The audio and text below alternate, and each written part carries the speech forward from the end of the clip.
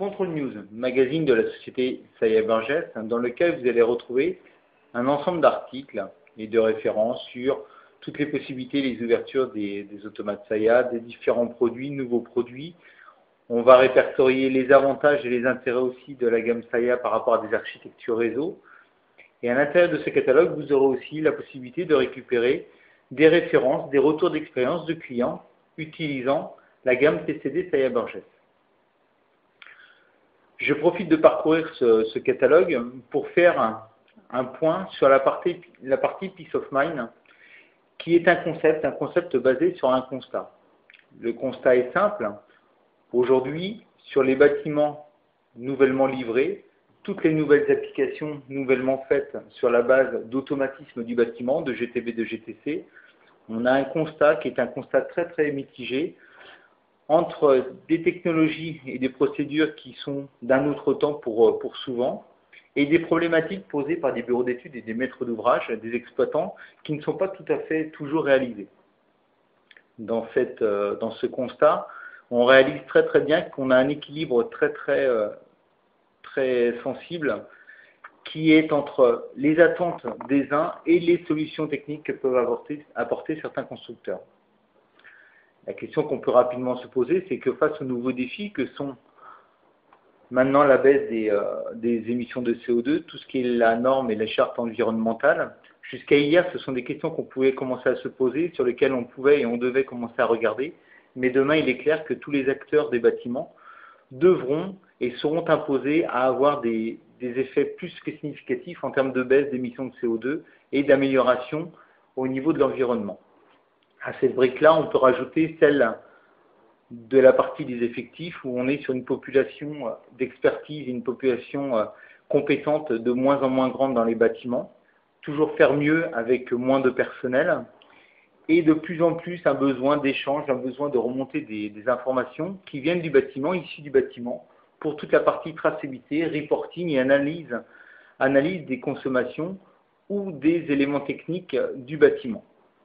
Dans ces problématiques-là, la société Saya Burgess pense que l'une des forces et l'un des avenirs pour remporter ces nouveaux challenges est de mettre à disposition toutes les informations sur la base d'un automate API, donc d'un automate issu du monde industriel, avec toute la pérennité et la fiabilité qu'on en connaît, associer à cet automate-là des solutions d'automatisme au travers de portails web, de serveurs web embarqués, et surtout, peut-être le cœur de la solution, mettre à disposition toutes ces technologies, toutes ces informations issues du monde de l'automatisme au travers de connexions IT, à savoir de protocoles standards, de protocoles dits IT, donc liés au monde de l'informatique.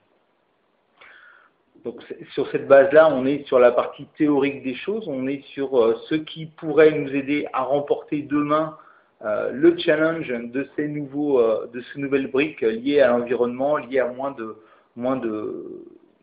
personnel compétent et surtout de plus en plus d'échanges avec des systèmes de GMAO, de RP pour la traçabilité et l'amélioration des consommations et du fonctionnement des équipements.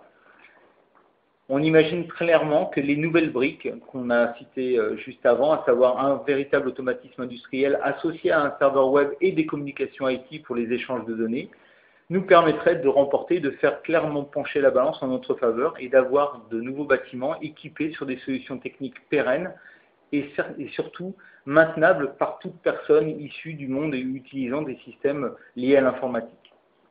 Il est clair qu'une connexion IP, qu'elle soit en Chine, qu'elle soit en France, c'est le même type de connexion, que des échanges d'emails, ce sont les mêmes types d'échanges d'emails. Donc sur ces paris-là, on doit être capable de remporter les nouveaux challenges que sont toutes ces nouvelles briques rajoutées sur nos bâtiments.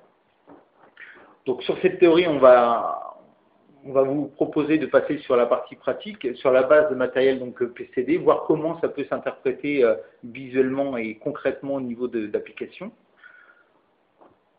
Donc pour ceci, je vais m'appuyer sur une base de PCD3, un PCD3 standard, complètement issu de la gamme Saya, à laquelle je vais associer un ensemble de solutions nous permettant de faire donc du stockage de données, nous permettant de faire du contrôle commande, nous permettant de vérifier qu'on peut récupérer des alarmes par envoi d'email. Donc je vais rajouter un module sur cette automate-là de type R600, petit module qui vient se mettre directement en façade de l'automate et dans lequel nous allons pouvoir faire héberger une carte de type SD card, carte du commerce, comme dans votre appareil photo, support non volatile, support qui nous permet de stocker bon nombre de fichiers sur des formats complètement standards, CSV, XML, texte.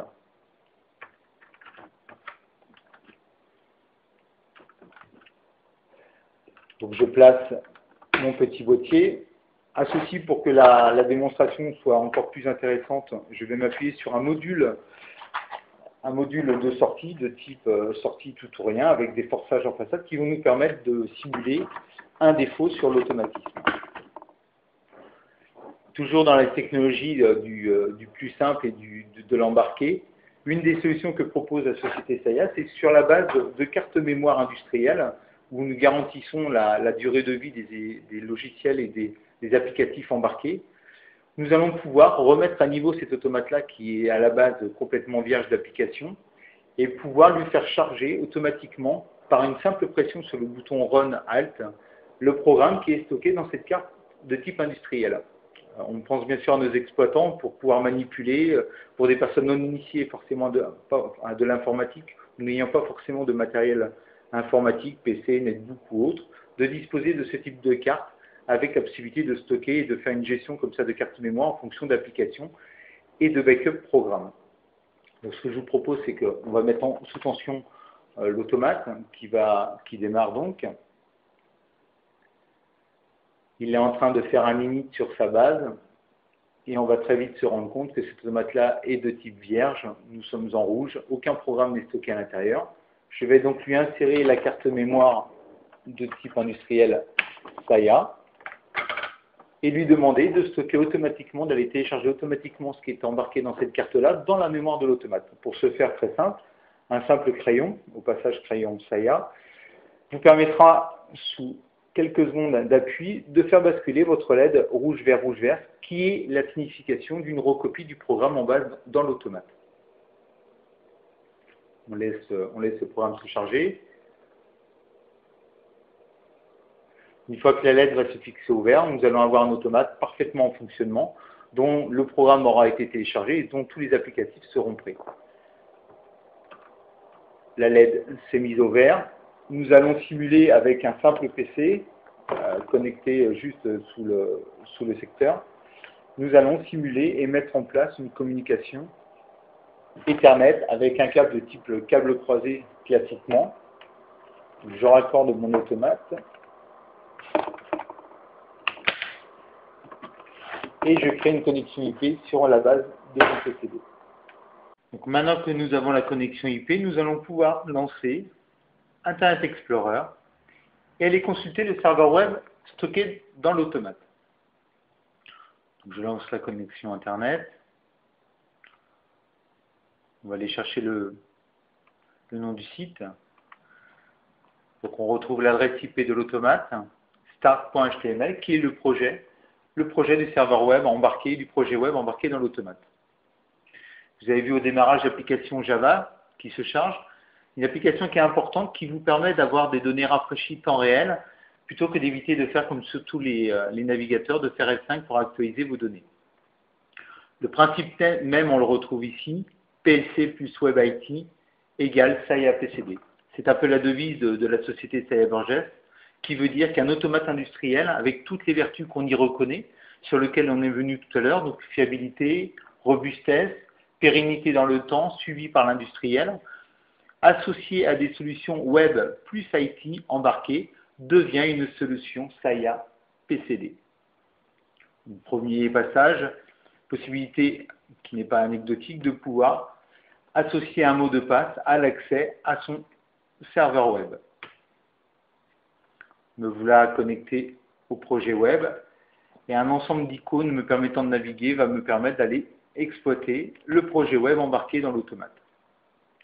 On retrouve toutes les technologies, tout le principe même d'une solution sur de base PCD associée à un environnement de données, de mise à disposition de la donnée au travers d'un cœur industriel, des données sous fichiers standards type SD card, envoi d'email, file system sur le monde extérieur avec des applications que vous maîtrisez tous, Excel, Outlook, et aussi un accès au travers de navigateurs standards, Internet Explorer, FileZilla, Firefox et autres. Toujours dans la démonstration, on retrouve une somme d'applicatifs, en l'occurrence ici le bandeau d'alarme, possibilité d'avoir des alarmes qui remontent en temps réel sur les points de données de l'automate. Pour la démonstration, une alarme toute simple, si je retire la carte flash qu'on a insérée tout à l'heure, nous retrouvons instantanément l'alarme d'absence de la carte flash dans l'automate.